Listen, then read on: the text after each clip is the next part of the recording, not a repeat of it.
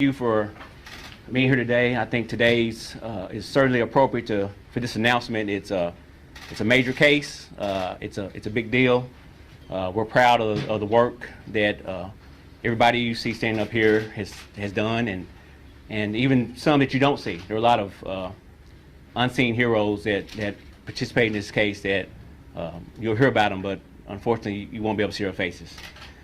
I also want to thank the clerk's office for allowing us to use their space, and I'm told this is the first time that the Marshal Service has held a press conference in this space, so I think this is certainly fitting and proper that we do this.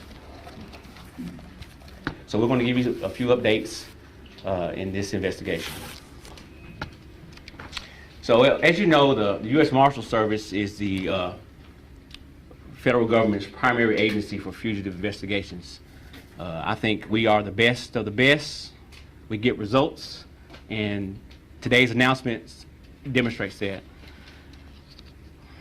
When the Two Rivers Violent Fugitive Task Force, thank you.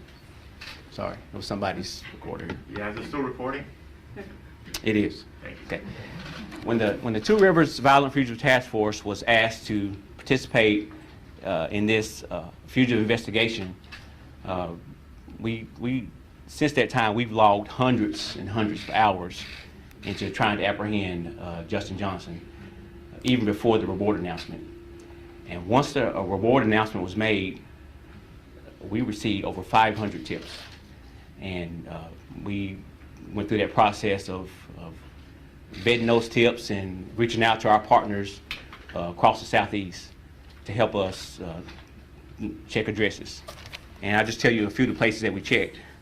We went to Indianapolis, Dallas, Houston, Atlanta, and Hampton, Virginia, checking different addresses and following up on tips. We were very diligent in what we did.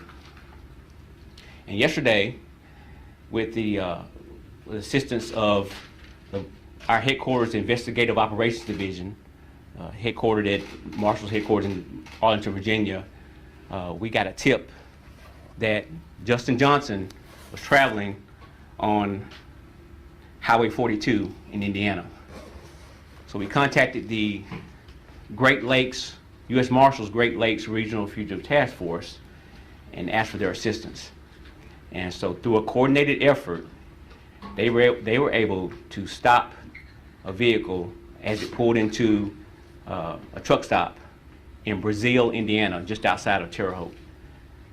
And Justin Johnson was safely taken into custody. And I just want to also give credit to the Indiana State Police, the Putnam County Sheriff's Office, and the Terre Haute, Indiana Police Department for their assistance. And once he was taken into custody, we also identified a second person that was in the vehicle with him. This man that goes by the name of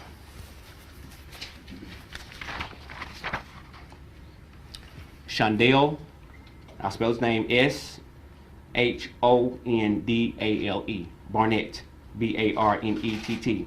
Shondale Barnett, date of birth is February 6, 1994. He's originally from Memphis but lives in Dallas. Shondale Barnett is a person who we believe was providing assistance to Justin since we've been looking for him. And he now faces charges of accessory after the fact to first-degree murder. He's being housed at the Clay County, Indiana jail, and he will face, there was a state warrant that the marshals filed on him. And so he will face go through the extradition process of being extradited back here to Shelby County. Now, Justin Johnson, on the other hand, he was transported to the Knox County, Indiana jail. And he was booked on a violation of federal supervised release. He went before a federal magistrate in the Southern District of Indiana this morning at 11:30. He waived his identity hearing and he waived his bond hearing. So in essence, he has agreed to come back to face the federal supervised release charges in the Western District of Tennessee. And he will go before a judge in this building, go before a federal magistrate and have an initial appearance on that charge. I can't give you a timeline for safety purposes, but just know that when he's ready to be transported, the marshals will be bringing him back here to this building to face those charges.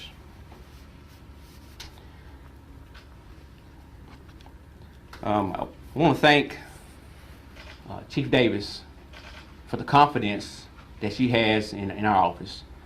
Whenever their investigators, they do a tremendous job. MPD is just, you won't find a better agency when it comes to investigating crime. But when they get a warrant, I appreciate the confidence they have in us. And they'll call the marshals because they know that they're going to get results. I also want to thank our partner agencies on our task force. Chief Davis provides task force officers on our task force, as well as Shelby County Sheriff Floyd Bonner, Fayette County Sheriff Bobby Rouse, and the Tennessee Department of Correction.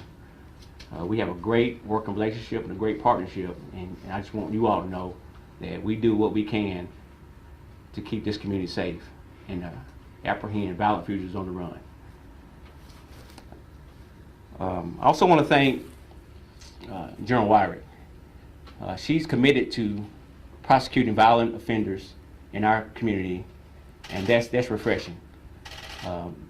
Whenever we call, we need something from General Wyrick, she's always there, just a phone call away, and I just appreciate her. I also want to thank, as I said before, there's some guys on our task force that they have ate, slept, and drank Justin Johnson ever since this happened. I mean, I have to tell you, those guys took it a little bit personal, and you definitely could see that. I mean, they fielded calls all night long. They would come in, no sleep, eyes red, red from lack of sleep, not red from anything else. And I just thought I would clarify that. Just want to tell you that, you won't find a more committed group of guys, and it's that way throughout the Marshal Service. We pride ourselves on our work. That star been shining bright since 1789, and it's shining bright today. We do what we do, and we do it for the safety of our community. I'm going to step away, and next you'll hear from Chief Davis, and I think at the conclusion we'll answer what we're able to. Thank you. Chief. Good afternoon. So what I'll do is provide just a bit of a summary of the MPD's work towards this particular case and the apprehension of these two wanted individuals. So on Wednesday, November 17, 2021, at approximately 12:24 p.m., Memphis police officers responded to a shooting at 2370 Airways Boulevard, Makiba's Homemade Cookies. Upon arrival, officers located 36-year-old Adolph Thornton Jr., known as Young Adolph, suffering from multiple gunshot wounds. Thornton was pronounced deceased on the scene by Memphis Fire Department personnel. After an exhaustive investigation by MPD staff, investigators, and supervisors, many who are in this room right now, 23-year-old Justin Johnson and 32-year-old Cornelius Smith were apprehended. Justin Johnson, who is a wanted person of interest in the murder of Young Adolph Thornton, is now in custody, thanks to the Marshal Service and their dogged, relentless, and unwavering commitment to getting this individual off the street.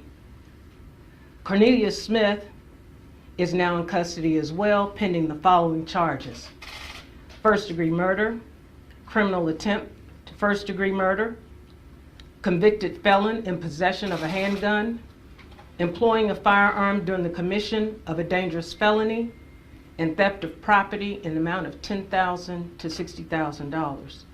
These arrests would not have been possible without the dedicated men and women of the Memphis Police Department and our partners, specifically our homicide unit.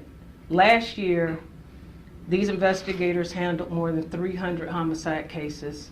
They work day in and day out trying to identify individuals with the same type of aggression and unwavering, intrepid spirit that was involved in this particular case. And without the assistance of our partners, and this is a short list of individuals or groups that we need to identify.